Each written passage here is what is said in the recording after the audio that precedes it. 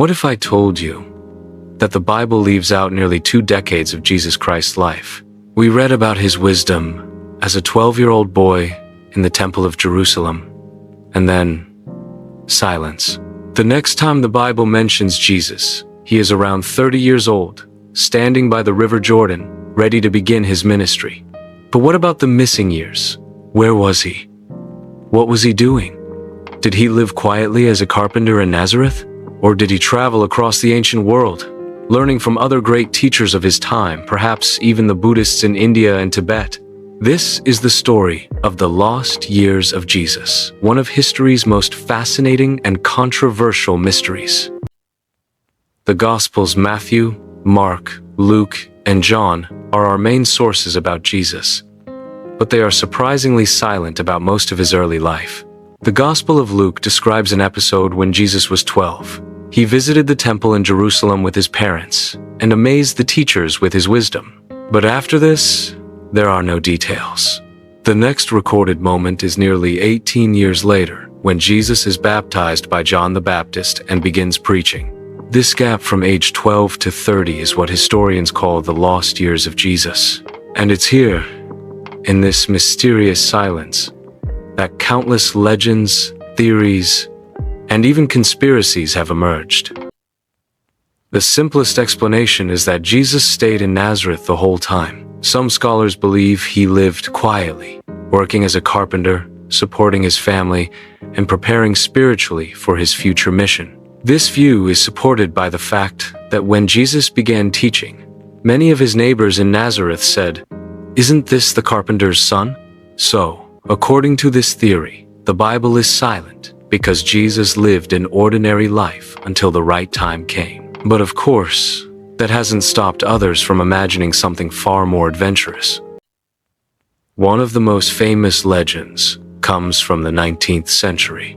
In 1887, a Russian traveler named Nicholas Notovich claimed he had discovered ancient manuscripts in a Buddhist monastery in Hemis, in the region of Ladakh, India. According to his account, these texts described a prophet named Isa, a holy man from the West who traveled to India during his youth. The story said Isa studied the sacred Vedas, learned from Buddhist monks, and preached compassion, peace, and equality. Notovich believed Isa was none other than Jesus himself. This idea fascinated the world. Could Jesus have traveled to India, learning from Buddhism and Hinduism, before returning to Israel? Some point to similarities between Jesus' teachings like love for the poor, compassion for enemies, and the rejection of material wealth and the principles of Buddhism. However, many historians doubt Notovich's claim. When later scholars visited the Hemis monastery, they found no trace of the manuscript. Most conclude that Notovich may have fabricated the story. Still, the theory of Jesus in India and Tibet remains one of the most popular, blending the East and West in a single spiritual journey. Other traditions suggest that Jesus may have traveled elsewhere. Some stories say he lived in Egypt, studying with Jewish scholars and mystics who had settled there. Others claim he traveled with merchant caravans along the Silk Road, possibly reaching Persia, where he could have encountered Zoroastrian beliefs. Even medieval legends in Britain claimed that young Jesus visited the British Isles with Joseph of Arimathea, a wealthy merchant. While these tales lack hard evidence, they reveal a deep fascination across cultures with the missing years of Christ's life. Another perspective is more symbolic. Some theologians argue that the silence in the Bible is intentional.